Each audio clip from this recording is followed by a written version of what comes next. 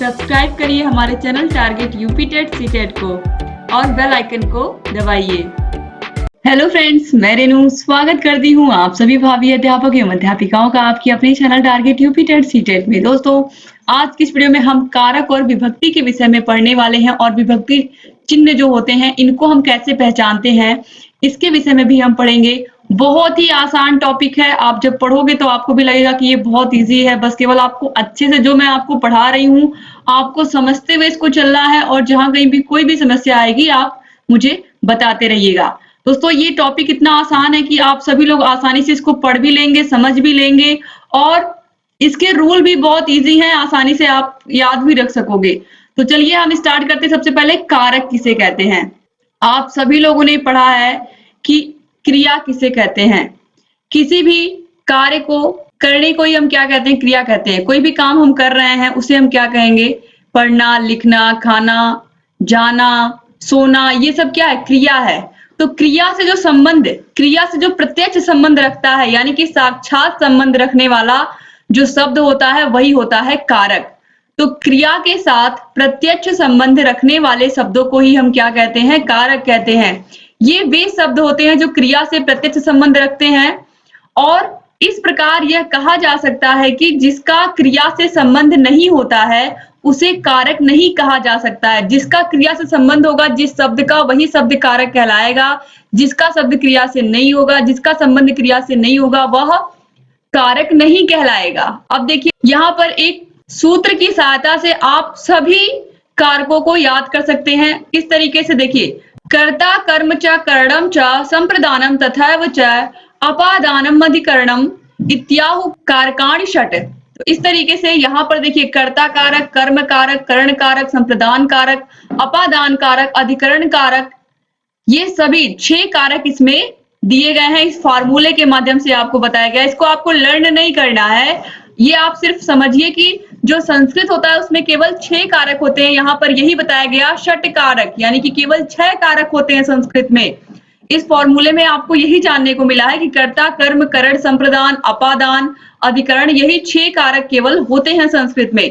तो संस्कृत में कारकों की संख्या केवल 6 होती है, जबकि हिंदी में यह संख्या 8 होती है। तो याद रखिएगा कि संस्कृत में कारकों की संख्या कितनी होती है, केवल 6 होती है और हिंदी में 8 होती है। अब देखिए, संस्कृत में 7 विभक्तियां होती हैं। याद रखिएगा, संस्कृत में 7 विभक्तियां होती हैं। स से संस्कृत और स से 7 आपको याद रखना है, 7 विभक्तियां होती हैं संस्कृत में।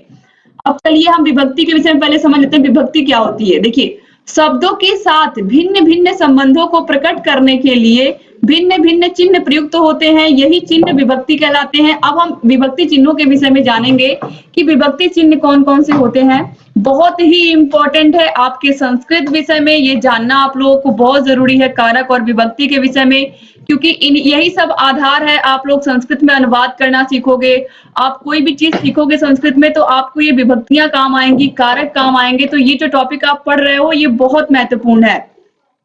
देखिए, प्रथमा विभक्ति, द्वितीय विभक्ति, तृतीया विभक्ति, चतुर्थी विभक्ति, पंचमी विभक्ति, षष्ठी विभक्ति, षष्ठी तक यानी कि ये जो षष्ठी विभक्ति है कारक सिर्फ इतने ही होते हैं, संबंध कारक तक।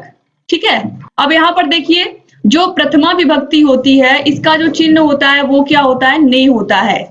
इसके बाद द्वितीय विभक्ति होती है जिसे हम कर्म कारक कहते हैं। प्रथमा विभक्ति को हम कर्ता कारक कहते हैं। प्रथमा विभक्ति या कर्ता कारक में प्रथमा विभक्ति होती है। द्वितीय विभक्ति यानी कि कर्म कारक, कर्म कारक का चिन्ह होता है वो होता है को। जैसे कि राम विद्यालय को जाता है तो को चिन्ह आ गया। तो इसका पहचान क्या होता है, इसका चिन्ह को होता है। और भी बहुत सारे रूल हैं, लेकिन ये जो सिंपली आपको समझना है कि इसमें किस तरीके से हम चिन्हों का प्रयोग करते हैं, इसमें ये आपको समझना है। तो कर्ता कारक में कर्ता जो होता है वही मेन होता है। जैसे राम पढ़ता है तो राम इसमें क्या है, मेन है यानी कि कर्ता है। कौन करता है, राम है।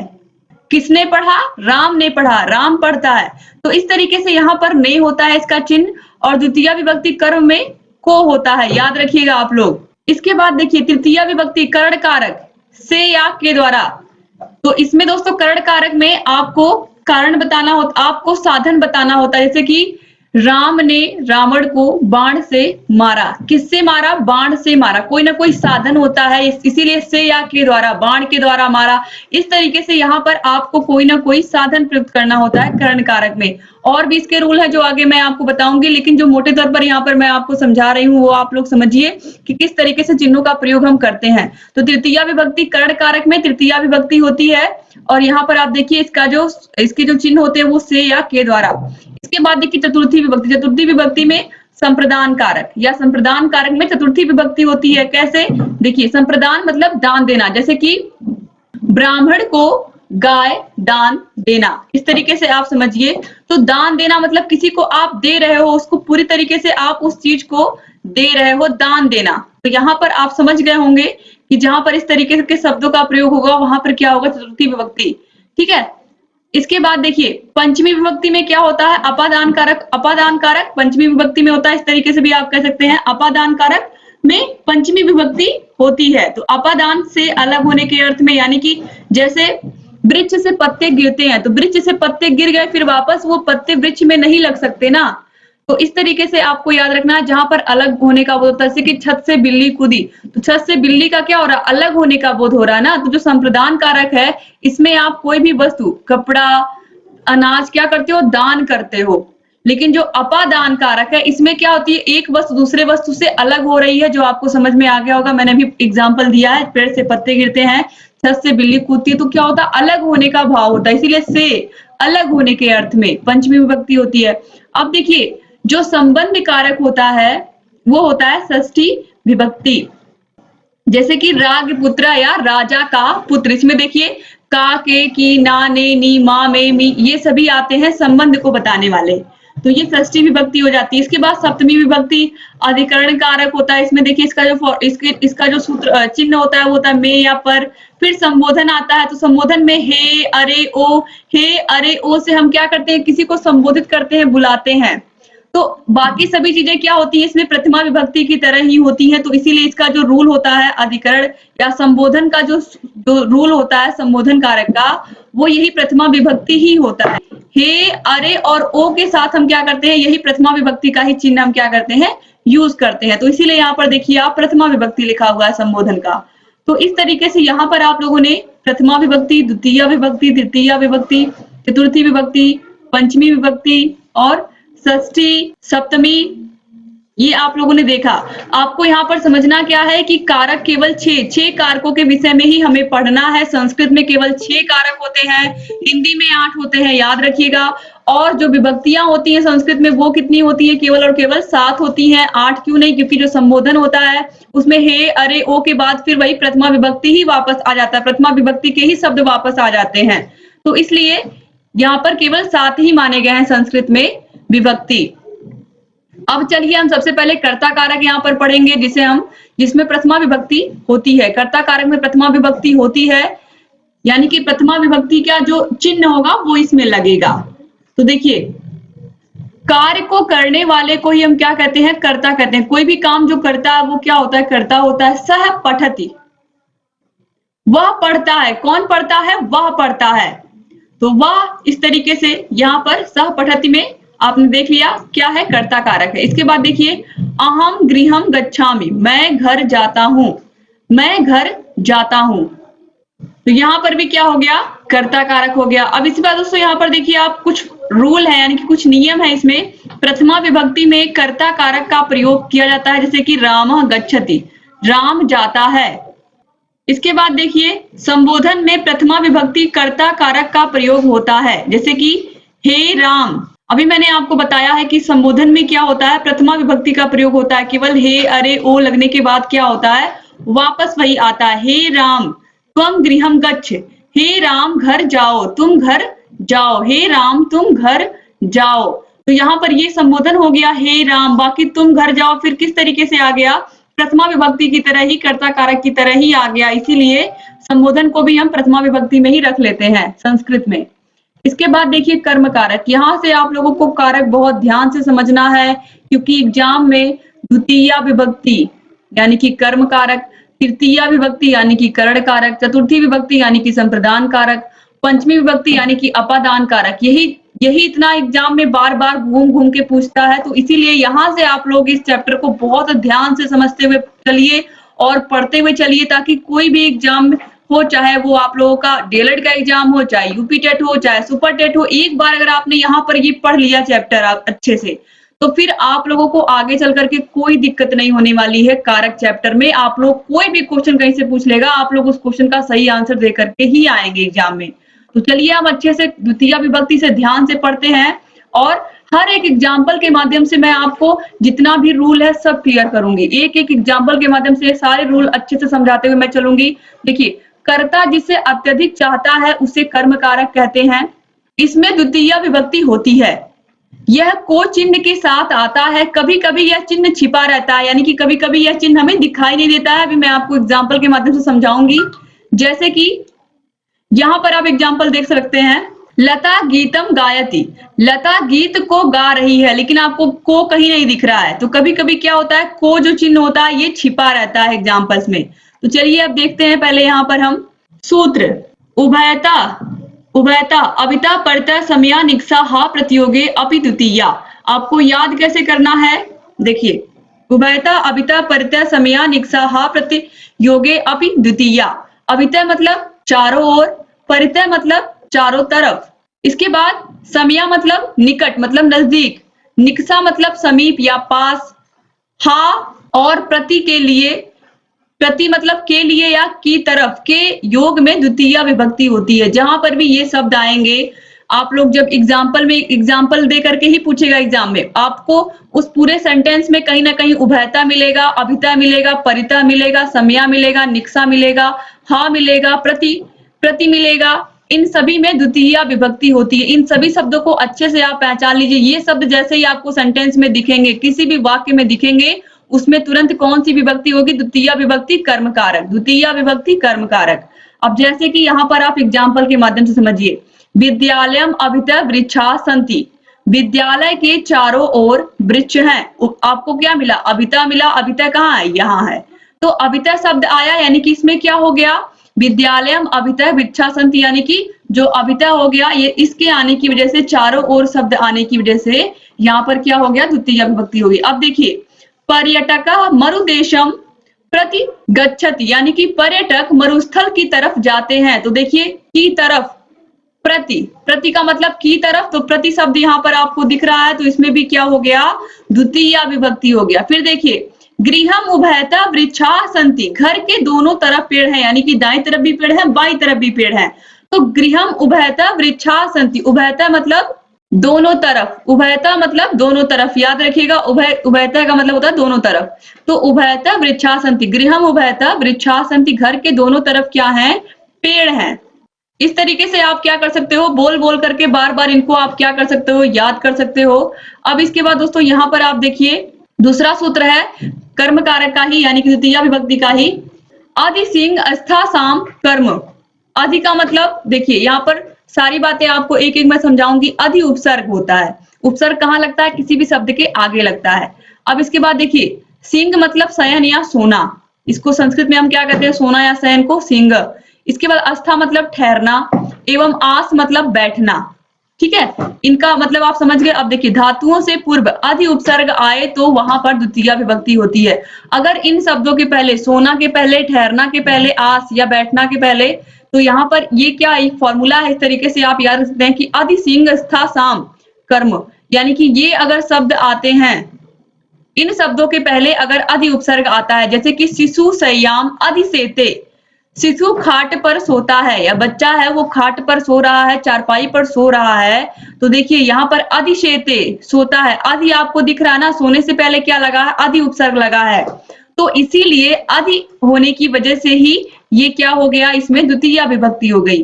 तो यहाँ शिशु के सोने का आधार क्या है, खाट या शैया है। इसके बाद देखिए, अध्यापक विद्यालय अधितिष्ठति, यानी कि अध्यापक विद्यालय में स्थित है या ठहरे हैं, या अध्यापक विद्यालय में ठहरे हुए हैं। तो इस तरीके से भी आप कह सकते हैं। तो अध्यापक विद्यालय अधितिष्ठति, तो अधि यहाँ पर आपको दिखा, तिष्ठति मतलब ठहरे हैं। तो इस तरीके से आपको ये शब्द जहां भी मिलेंगे, अस्था, आस, सिंह, यानी कि शयन या सोना, इनके पहले अगर आपको अधि उपसर्ग मिलता है, अधि कहाँ लगता है, उपसर्ग कहाँ लगता है, किसी भी शब्द के आगे लगता है ना, तिष्ठति के पहले अधि आया, सेते के पहले अधि आया। तो इस तरीके से अधि उपसर्ग अगर आपको मिलता है इन शब्दों के आगे, सोना, ठहरना, बैठना के, तो वहां पर भी क्या हो जाएगा, वहां पर भी द्वितीय विभक्ति हो जाएगी। अब इसके बाद यहाँ पर देखिए अगला नियम जो है, समय व दूरी बताने वाले शब्दों में निरंतरता बतलाने के लिए द्वितीय विभक्ति का प्रयोग होता है। जैसे कि रमेश षड वर्षाणी विद्यालय न्यवसत। इसका मतलब है कि रमेश ने 6 वर्ष तक विद्यालय में निवास किया। तो रमेश ने 6 वर्ष तक विद्यालय में निवास किया, कि लगातार वो 6 वर्ष तक विद्यालय में रहा। तो यहाँ पर देखिए आपको समय मिल रहा है कितने वर्ष तक, 6 वर्ष तक वो विद्यालय में रहा। तो षड वर्षाणी में क्या हो गया, द्वितीय विभक्ति हो गई। फिर राम चतुर्दश वर्षाणी वने न्यवसत, यानी कि राम 14 वर्षों तक वन में रहे। तो 14 वर्षों तक कॉन्टिन्यू लगातार वो वन में रहे थे। तो यहाँ पर आप देखिए समय व दूरी बताने वाले शब्दों में निरंतरता, तो यहाँ पर 6 वर्ष निरंतर वह विद्यालय में रहा, कौन, रमेश, और राम लगातार 14 वर्षों तक वन में रहे। तो यहाँ पर निरंतरता भी बताया जा रहा है और समय भी बताया जा रहा है, 6 वर्ष और 14 वर्ष। तो ऐसे शब्दों में भी क्या होता है, द्वितीय विभक्ति होती है। अब फिर ये जो रूल है यहाँ पर नेक्स्ट हम देखेंगे, दुह, याच, पच, दंड। अब यहाँ पर देखिए दुह मतलब दुहना, याच मतलब मांगना, पच मतलब पकाना, दंड मतलब सजा देना, रुध मतलब रोकना, प्रच्छ मतलब पूछना, जी मतलब जीतना, मथ मतलब मथना, मुश मतलब चुराना, ह मतलब हरण करना, नी मतलब ले जाना, ब्रू मतलब बोलना, वह मतलब ढोना, ची मतलब चयन करना, साश मतलब शासन करना, जी मतलब जीतना। ये 16 धातुएं क्या है, द्विकर्मक हैं। यानी कि ये शब्द आपको जहां कहीं भी मिलेंगे, ये 16 के 16 हो, इनमें क्या होता है, द्विकर्मक, यानी कि इसमें द्वितीय विभक्ति होती है, कर्म कारक होता है। तो दुह, अक्सर एग्जाम्पल आपको दुह मिलता है, तो इसीलिए मैंने यहाँ पर ये इसका 2 एग्जाम्पल लिया है, ग्वालह गाम दुग्धम दोग्धी, यानी कि जो ग्वाला है वो गाय के दूध को क्या कर रहा है, दूह रहा है। तो दुग्धम यहाँ पर आपको मिल गया। इसके बाद देखिए सुयस दुग्धम पीबती, सुयस क्या कर रहा है, दूध को पी रहा है या दूध को पीता है। सुयस दुग्धम पीबती, सुयस दूध को पीता है। तो इस तरीके से यहाँ पर भी आप देखिए, वैसे भी कर्ता कर्म कारक के चिन्ह का भी प्रयोग यहाँ पर छिपा हुआ है, लेकिन यहाँ पर आप समझिए कि दुग्धम अगर आएगा तो वह शब्द क्या होगा, उसमें कौन सी विभक्ति होगी, द्वितीय विभक्ति होगी, कर्म कारक होगा। अब यहाँ पर देखिए कुछ और भी नियम है, गमनार्थक धातुओं के योग में जहां जाता है, यानी कि जहां पर जाता है शब्द प्रयोग होता है, उसमें भी द्वितीय विभक्ति, जैसे कि मोहन विद्यालयम गच्छति। तो यहाँ पर आप देखिए, चाहे आप मां लिखिए, चाहे आप उस अक्षर के ऊपर बिंदी लगाइए। तो विद्यालयम, यहाँ या के ऊपर हम बिंदी भी लगा सकते थे। तो मोहना विद्यालयम गच्छति, मोहन विद्यालय को जाता है। ते नगरम गमिष्यति, वे नगर को जाएंगे या नगर जाएंगे। को शब्द क्या है, छिपा हुआ है, तो जहां पर भी को आता है वहां पर द्वितीय विभक्ति कर्म कारक होता है। मुनि आश्रमम अगच्छत, मुनि आश्रम को गए, यहाँ पर तो को चिन्ह नहीं लग गया, तो आसानी से आप पहचान सकते हैं कि इसमें द्वितीय विभक्ति है। अब द्वितीय विभक्ति के अन्य एग्जाम्पल, लता गीतम गायति, लता गीत गा रही है। स समाचार पत्रम पठति, वह समाचार पत्र पढ़ रहा है। सह मंदिरम पश्यति, वह मंदिर देख रहा है। तो इस तरीके से यहाँ पर देखिए गीतम, समाचार पत्रम, मंदिरम, र के ऊपर आप देखिए बिंदु है, यहाँ पर भी विद्यालयम, नगरम, आश्रमम। तो यहाँ पर भी देखिए जहां पर माँ आएगा, ये मान के चलिए आप लोग कि वहां पर भी क्या होता है, उन शब्दों, अगर जिन भी शब्दों के पीछे आपको इस तरीके से माँ मिल रहा है, वहां पर भी द्वितीय विभक्ति ही होती है, चाहे आप बिंदु लगाइए या माँ के नीचे हलन लगा के लिखिए। तो इस तरीके से, इस ट्रिक से भी आप पहचान सकते हैं द्वितीय विभक्ति या कर्म कारक को। तो यहाँ पर आज मैंने आपको कर्ता कारक और कर्म कारक केवल बताया है। अगली वीडियो में मैं आपको तृतीय विभक्ति, चतुर्थी विभक्ति, पंचमी विभक्ति और षष्ठी विभक्ति चारों को बहुत ही अच्छे से पढ़ाने वाले, जिस तरीके से आज की वीडियो में मैंने पढ़ाया है, ताकि आप लोग का जो कारक और विभक्ति वाला टॉपिक है वो बहुत अच्छे से क्लियर हो जाए, और कभी भी कहीं भी आपको जरूरत पड़े तो फिर आपको कोई कंफ्यूजन ही ना हो कारक और विभक्ति पहचानने में। तो आपको बेसिकली विभक्ति ही याद रखनी है। तो उम्मीद करती हूँ कि आपको ये वीडियो अच्छी लगी होगी आज की। दोस्तों अगर वीडियो अच्छी लगे तो अपने फ्रेंड्स को भी जरूर शेयर कर दीजिएगा अपने कॉलेज के ग्रुप में, ताकि अधिक से अधिक प्रशिक्षुओं तक ये वीडियोस पहुंचे और अधिक से अधिक हमारे डीएलएड के भाई बहन हमसे जुड़ करके वीडियोस को देख सकें। यहाँ आई बटन पर क्लिक करके आपको संस्कृत विषय की वर्णमाला का टॉपिक मिल जाएगा, माहेश्वर सूत्र जो मैंने पढ़ाया है, प्रत्याहार कैसे बनाते हैं, संधि, समास, ये पूरा पढ़ा के खत्म कर दिया है आपके संस्कृत विषय में। तो आप सभी वीडियोस को देख सकते हैं और डिस्क्रिप्शन बॉक्स, कमेंट बॉक्स में भी आपको सभी विषयों की लिंक मिल जाएगी। हर एक विषय के हर एक वीडियो को आप देखिए और अपनी तैयारी को बेहतर बनाइए। दोस्तों, जहां कहीं भी कोई भी समस्या आ रही है आप मुझे बता सकते हैं और अगर अभी तक आपने चैनल को सब्सक्राइब नहीं किया है तो प्लीज सब्सक्राइब कर दीजिए और घंटी का निशान बना होगा बगल में, उसको भी जरूर प्रेस कर दीजिएगा ताकि हम जो भी नई वीडियोस बनाते हैं उन सभी का नोटिफिकेशन आप लोग के पास समय से जाए और आप बिना मिस किए सभी वीडियोस को देखते रहें। सब्सक्राइब के जस्ट बगल में आपको ज्वाइन बटन मिल जाएगा। ज्वाइन बटन पर क्लिक करके आप सभी विषयों का नोट्स जो ये मैंने लिखा है, ये आप ज्वाइन बटन को क्लिक करेंगे तो आपको सभी नोट्स भी हम प्रोवाइड कराएंगे। तो प्लीज आप लोग अधिक से अधिक लोग चैनल को ज्वाइन करिए और जहां कहीं भी कोई भी समस्या आ रही ज्वाइन करने में हमसे बताइए, कमेंट बॉक्स में बताइए। आपकी सभी समस्याओं का समाधान target UP TET CTET channel करता रहा, लगातार करता रहेगा। बस आप चैनल से ऐसे ही बने रहिए और जो पिछली वीडियोज हैं आप उनको देखिए। और आपका फर्स्ट पेपर शैक्षिक मूल्यांकन पूरा पढ़ा दिया गया है, सेकंड पेपर समावेशी शिक्षा पूरा पढ़ा दिया गया है, थर्ड पेपर साइंस पूरा पढ़ा के खत्म कर दिया गया है, आप लोग का हिंदी पूरा पढ़ा के खत्म कर दिया गया है। सभी विषय की क्लासेस चल रही हैं। डिस्क्रिप्शन बॉक्स में आपको सभी विषयों की लिंक मिल जाएगी, आप सभी विषयों को देखिए और दोस्तों जहां कहीं भी कोई भी समस्या आ रही है हमसे बताइए। दोस्तों मिलते हैं नेक्स्ट वीडियो में, तब तक अपना ख्याल रखिएगा, अपने परिवार का ख्याल रखिएगा और हमारे चैनल से ऐसे ही बने रहिएगा। जय हिंद दोस्तों।